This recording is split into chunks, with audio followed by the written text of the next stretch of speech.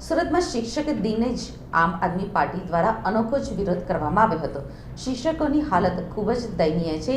शिक्षकोनी समस्याओनुं समाधान करी सन्मान करवामां आवे तेवी मांग कराई छे। शिक्षकोना अनेक પડતર प्रश्नों अने समस्याओ छे जेनुं निराकरण थतुं ज नथी।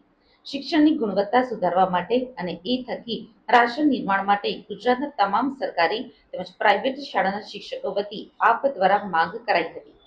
આપ દ્વારા માંગ કરાઈ છે કે પ્રાઇવેટ શાળાના શિક્ષકોને એમની લાયકાત અને પરિશ્રમ અનુસાર સન્માનજનક વેતન મળે એવી વ્યવસ્થા ઊભી કરવામાં આવે અને એનું કડક અમલીકરણ કરાવવામાં આવે।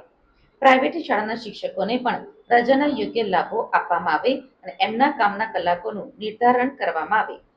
સરકારી શાળાના શિક્ષકોને શિક્ષણ સિવાયના તમામ કામોમાંથી મુક્તિ આપવામાં આવે। વર્ષોથી અટકી પડેલી બદલીઓ તાત્કાલિક શરૂ કરીને શિક્ષકોને બદલીનો લાભ આપવામાં આવે તેમજ બદલીના નિયમો અને પ્રક્રિયા સરળ તેમજ ઝડપી બનાવવામાં આવે। રાજ્યની તમામ સરકારી શાળાઓમાં ખાલી પડેલી શિક્ષકોની જગ્યા તાત્કાલિક ભરીને ટાટ પાસ બેરોજગાર શિક્ષકોને ન્યાય આપવામાં આવે તેમજ વિદ્યાર્થીઓને પૂરતા શિક્ષકો ફાળવવામાં આવે। ગુજરાતની તમામ સરકારી શાળાઓને પટ્ટાવાળા, સફાઈ કર્મીઓ, ક્લાર્ક અને કોમ્પ્યુટર ઓપરેટર સહિતનો સંપૂર્ણ બિન શૈક્ષણિક સ્ટાફ પૂરો પાડીને શિક્ષકોને આ કામમાંથી મુક્તિ આપવામાં આવે।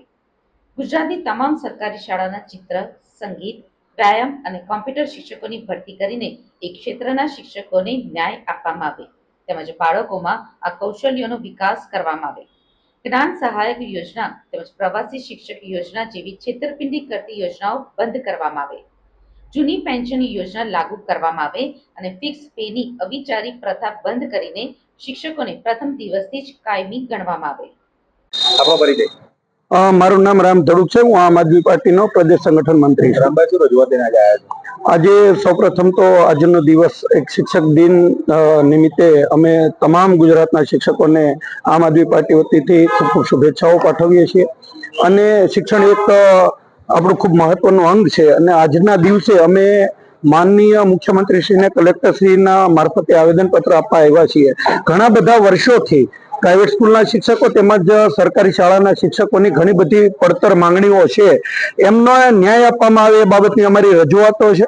એની અંદર મુખ્યત્વે જે સરકારી સ્કૂલોની અંદર શિક્ષકો છે એ શિક્ષકોને શિક્ષણ કાર્ય સિવાય અન્ય કામો સોંપવામાં આવે છે, એને બદલે એમને શિક્ષણ કાર્ય સોંપવામાં આવે અને અન્ય જે બિન શૈક્ષણિક કાર્ય છે એમની બિન શૈક્ષણિક સ્ટાફની ભરતી કરી અને જેવી રીતે કમ્પ્યુટર ઓપરેટરો, સફાઈ કર્મીઓ સિવાયની ઘણી બધી પ્રવૃત્તિઓ છે એના માટે અલગ સ્ટાફની વ્યવસ્થા કરવામાં આવે।